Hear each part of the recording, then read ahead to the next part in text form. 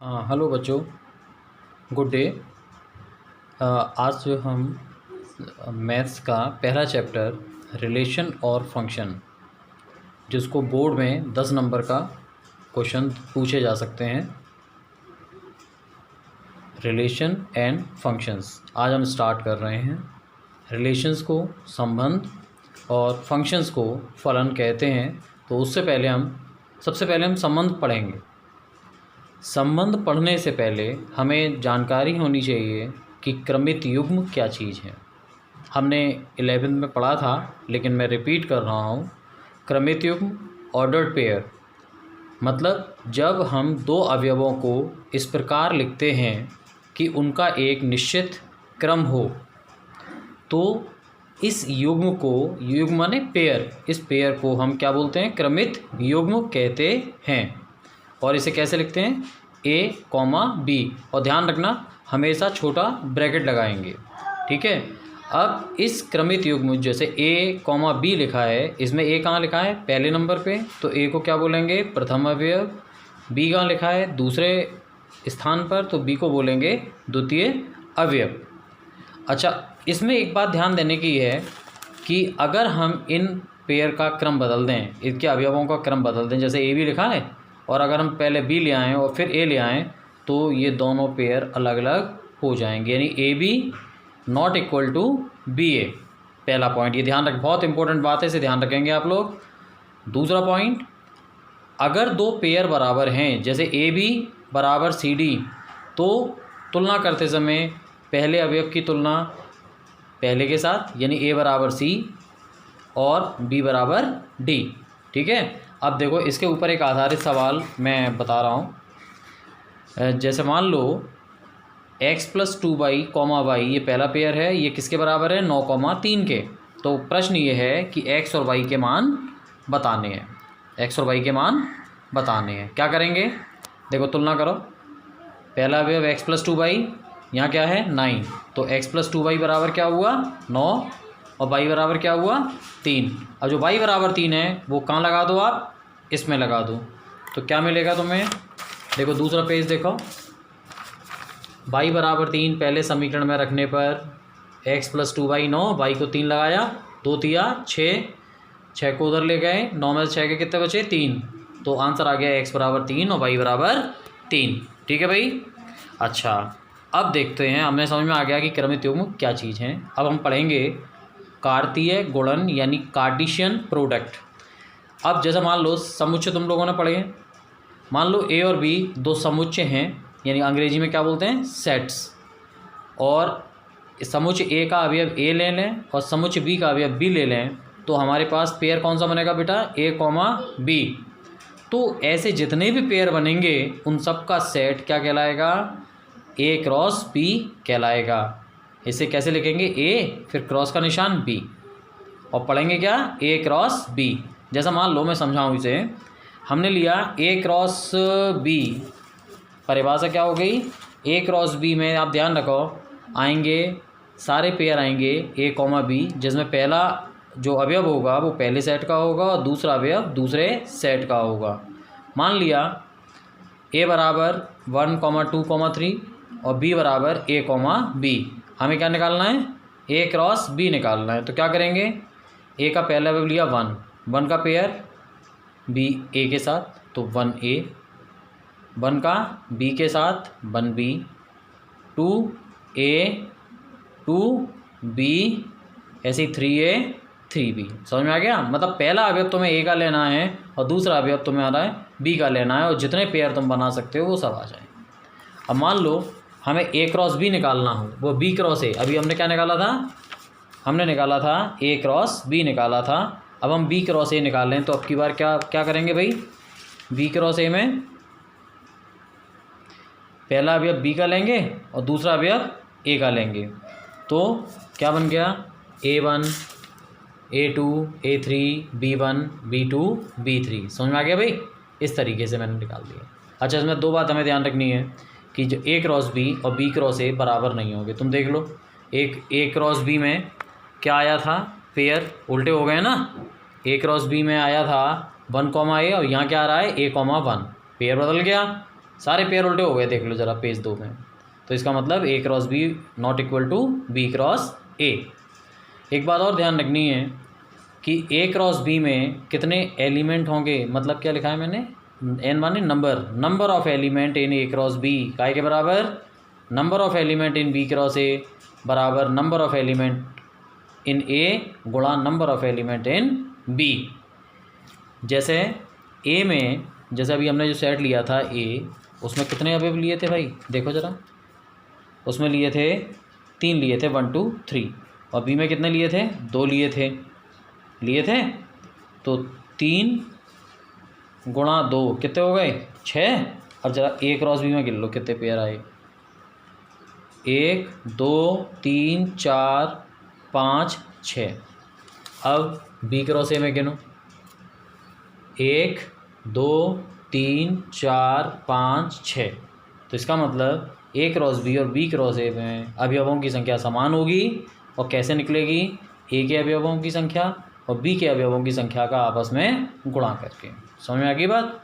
देखो ये उदाहरण मैंने दिया है, ये फॉर्मूला सिद्ध कर दिया। अब देखो एक उदाहरण और लो, जैसे हमने लिखा ए क्रॉस बी बराबर, ये पहले बता दिए, ए क्रॉस बी बराबर 3,2 3,4 5,2 5,4। तो हमें क्या निकालना है इसमें, अब हमें इसमें ए और बी नहीं मालूम, तो हमें इसमें ए निकालना है। और हमने परिभाषा बताई थी कि ए कौन सा आएगा, ए में केवल पहले अवयव ले लो, 3 3 5 5। लेकिन समुच्चय को लिखते समय हम क्या करेंगे, केवल रिपीट नहीं लिखेंगे, केवल 3,5 लिखेंगे। बात क्लियर हो रही है।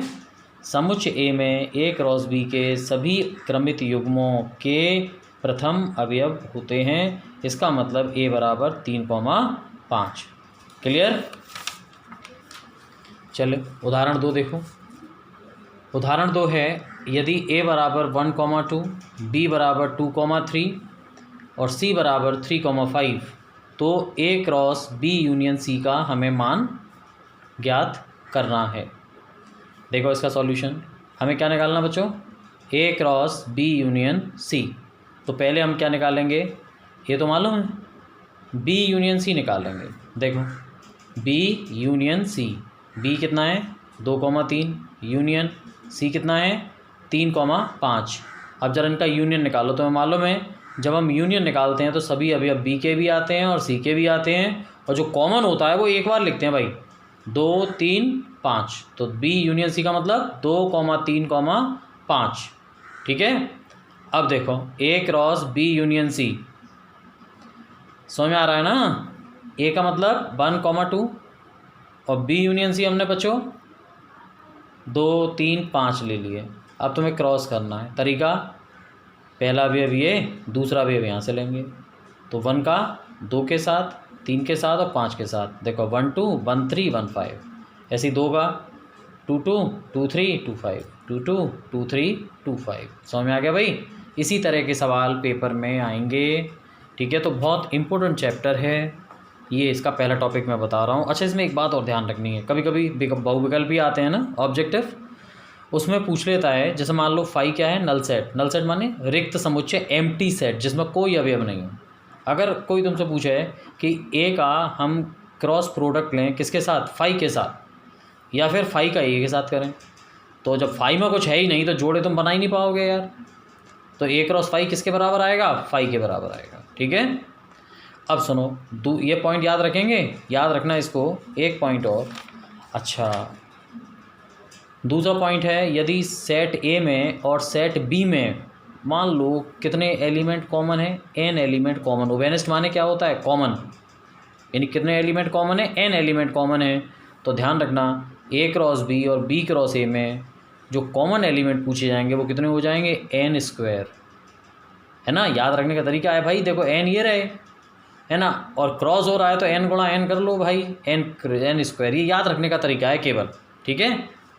अब देखो उदाहरण इसका ऐसा आ सकता है, यदि ए और बी में 3 अवयव कॉमन हैं तो ए क्रॉस बी और बी क्रॉस ए में कॉमन अवयवों की संख्या कितनी होगी, कितनी होगी भाई, कॉमन कितने हैं, 3। फॉर्मूला क्या है, एन स्क्वायर। तो 3 का स्क्वायर हो गया, कितना आ गया, 9। ठीक है। अब एक उदाहरण और लें। देखो उदाहरण, यदि a बराबर 0,1 तो a स्क्वायर को ज्ञात कीजिए। देखो अभी ये नई चीज़ आ गई, a स्क्वायर। अभी तक सवालों में क्या दिया था, a मालूम था, b मालूम था, अब इसमें a स्क्वायर आ गया। a बराबर तुम दिया है 0,1, अब a स्क्वायर को कैसे लिखेंगे, a क्रॉस a, तो कोई बात नहीं है, जो b है ना, b का काम भी यही कर लेगा, 0,1 क्रॉस 0,1, तो वही जैसा पेयर बनाते हैं 0 0 0 1 1 0 और 1 1, ये हमारे पास 4 अवयव आ गए। ठीक है, ये हमारा पहला टॉपिक बच्चों ख़त्म हो गया। इसके नोट्स मैंने कल डाले थे, आप लोग पढ़ लो उसको, ठीक है, समझ लो ढंग से।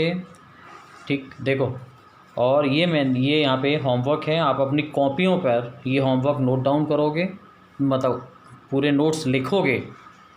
जो थ्योरी है ना, जो शुरू के जो पेज हमने दिए हैं वो सब आप लोग क्या करेंगे, नोट करेंगे, समझेंगे। ठीक है, और उसमें जो क्वेश्चंस नहीं आते हैं तो मुझे व्हाट्सएप करना, कोई प्रॉब्लम न आती है, वैसे तो नहीं आएगी, इतना मैंने बताया है, फिर भी अगर कोई परेशानी है तो क्वेश्चन को व्हाट्सएप कर दो। जैसे होमवर्क डे 1 है तो आप लिख दो होमवर्क डे 1 का क्वेश्चन नंबर 2 या क्वेश्चन नंबर 3, जो पूछना है वो आप लोग मुझसे व्हाट्सएप से पूछ लेना। समय 1 से 2 के बीच, दोपहर में 1 बजे से 2 के बीच में। ठीक है, और ख़ुद को करने की कोशिश करना।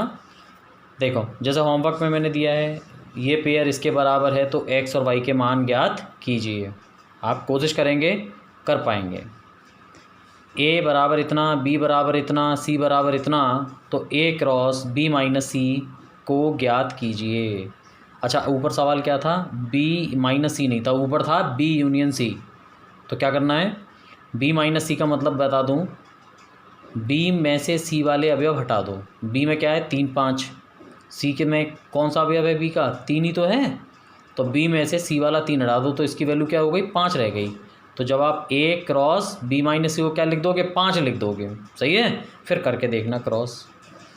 ऐसे ही समुच्चय a b और c में अवयवों की संख्या हमने दे दी है 5 4 और 3, तो हमें कार्तीय गुणन a cross b cross c में अवयव बताने हैं। तो क्या, देखो मैंने फॉर्मूला लिखवाई दिया, आप अपने आप सोचना।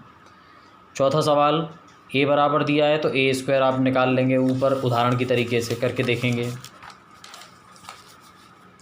क्वेश्चन नंबर 5 में a बराबर देखो आपको दिया है -1 0 2 3 और b बराबर 3 4 6 है ना, और हमने एक x बनाया,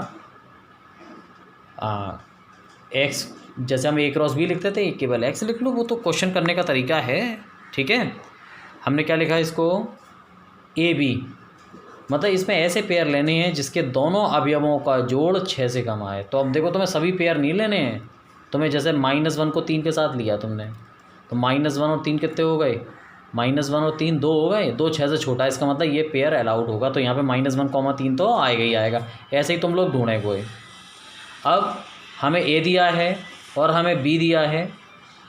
ठीक है, देखो b क्या है, b x का सेट है, जहाँ x क्या है, n को बिलोंग करता है, बिलोंग्स टू का चिन्ह है ये, मतलब n माने नेचुरल नंबर, प्राकृतिक संख्याएं जो 1 से स्टार्ट होती हैं, है ना, और 5 से छोटी है और अभाज्य संख्या है। तो भाई 5 से छोटी अभाज्य संख्या क्या हो गई, 2 हो गई और 3 हो गई। तो इसका मतलब b में आप क्या ले लोगे, 2,3 ले लोगे। हमें क्या निकालना है, a क्रॉस b हमें निकालना है, हम लोग निकाल लेंगे। ये क्वेश्चन उदाहरण की तरीके से देख के करेंगे आप। यहाँ a बराबर b बराबर c बराबर आपको दिया है, आपको सत्यापित माने वेरीफाई करना है, सिद्ध करना है कि a cross b intersection c बराबर a cross b intersection a cross c। तो क्या करोगे, पहले लेफ्ट हैंड साइड निकालोगे, है ना, एक समीकरण आ गया, फिर राइट हैंड साइड निकालोगे, दूसरा समीकरण आ गया, दोनों देखोगे बराबर आ गए। और अपने आंसर आप कहाँ चेक करोगे, देखो ये मैंने तुम्हें आंसर्स दिए हैं, पहले का आंसर दिया है, दूसरे का, तीसरा, चौथा, पाँचवा, ये सारे आंसर्स तुम्हें दिए हुए हैं। ठीक है भाई बच्चों, कोई परेशानी इसमें, समझ में आ गया ये।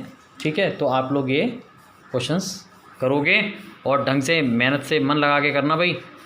ठीक, ये तुम्हें अच्छा मौका है, तो आप व्हाट्सएप पे ऑनलाइन रहना। और ध्यान रखो, जो बच्चे व्हाट्सएप पे नहीं जुड़े हुए हैं उनके नंबर मिल जाएं तो उन्हें भी जोड़ लेना। आप लोग कर रहे हो, अच्छी बात है। ठीक है, ओके। Thank you.